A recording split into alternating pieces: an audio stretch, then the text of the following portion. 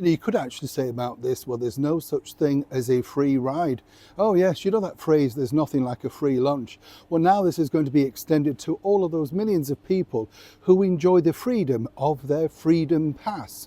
Now, this particular lady here is currently our Transport Minister, Secretary, not quite sure what you'd call her, but she popped up over the weekend to justify the fact that over here now in the United Kingdom, she was forced to put up the bus fare cap from £2 to £3 because it was going to be running out anyway, and she's come in to save the day.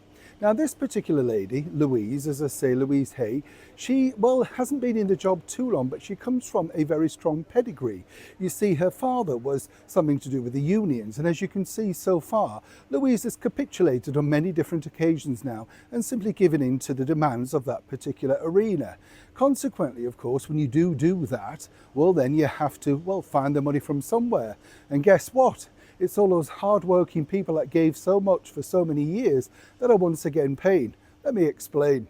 Morning, good to see you. How are you? Are you all right today? I wanted to share this with you because I think it's really important, particularly when you think about it of a certain age, if you're over 60 plus and you have a Freedom Pass. I think without the Freedom Pass, literally the high streets would be empty. I mean, literally, it's those people that are lucky enough to have a little bit of spare cash, maybe meet friends for a coffee in town, you know, just even amble around the shops, get a bit of company that way. And I don't mean that in a derogatory way, but you know what I mean. It's just getting out and about. And that Freedom Pass allows you to do that without the worry of how much will it cost me.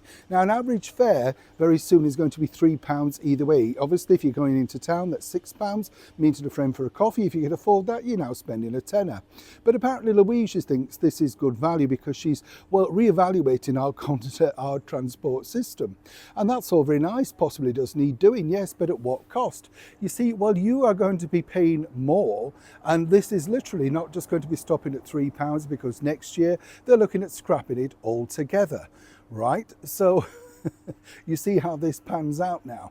Where it gets even worse though, in fact, is, as I mentioned recently, they are also under discussion about whether to give migrants free travel to help them find work. Well, I don't know if Louise and co have ever looked into how you develop work now, but you simply do it all online. Nobody ever wants to meet you, and if you're very lucky and you do get some kind of Zoom interview, then the minute you say your age, you're binged because they don't want you and what relevant experience. So quite what benefit this does to the invaders, the migrants, whatever you want to call them, well, remains to be seen. But again, if you think your bus pass is safe under this particular lady and this particular government right now, they're looking at every single facet. And what I would suggest their plan is going to be is to remit the time, slowly phase it out. So it will be from something like 11 well 3 or 11 well 4, where you're allowed to use it. And then, of course, full fares will apply. You understand how they operate.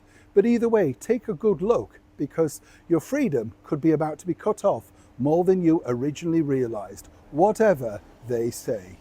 Neil Sean in the very heart of London.